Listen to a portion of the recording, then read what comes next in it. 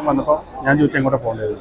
അപ്പോൾ അവർ പറഞ്ഞു എനിക്ക് ഉള്ളിൽ പോകണം, 4ാമത്തെ നിലയിൽ പോകണം പറഞ്ഞു. ഞാൻ പറഞ്ഞു 4ാമത്തെ നിലയിൽ പോകണമെങ്കിൽ പാസ് എടുക്കണം. അപ്പോൾ അവൻ തിരിഞ്ഞ് എന്നോട് ഒരു ചോദ്യം ചോദിച്ചിട്ടുണ്ട്, നീ ആരുടെ എന്നോട് പാസ് ചോദിക്കാൻ പിണറായിക്ക് മുഖ്യമന്ത്രിയാണെന്ന് പറഞ്ഞു. ഞാൻ പറഞ്ഞു അതൊന്നുമല്ല, ഞാൻ ഇവിടുത്തെ സെക്യൂരിറ്റിക്കാരനാണെന്ന് പറഞ്ഞു. അപ്പോൾ പറഞ്ഞ് പാസ് എടുക്കാൻ എനിക്ക് മനസ്സിലാവും. പാസ് എടുക്കാത്ത പോകാൻ പറ്റില്ല, കാരണം ഇവിടുത്തെ നിയമമാണ്, എല്ലാവർക്കും പാസ്. ഒരാൾ പാസ് എടുത്തില്ലെങ്കിൽ വരുന്നവരാരും പാസ് എടുക്കില്ല. ഞാൻ പറഞ്ഞു അത് പറ്റില്ല, പാസ് എടുക്കണം.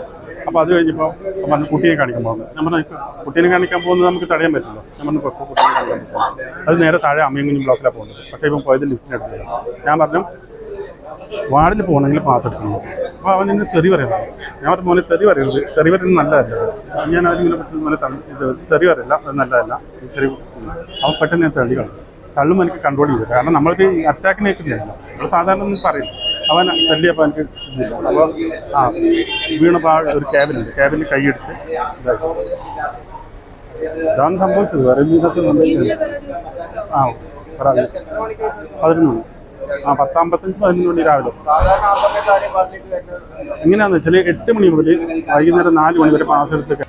ഏറ്റവും പുതിയ വാർത്തകളും വിശേഷങ്ങളും വിരൽ തുമ്പിലറിയാൻ സീ മലയാളം ന്യൂസ് എല്ലാ ഡിജിറ്റൽ പ്ലാറ്റ്ഫോമുകളിലും ലഭ്യം.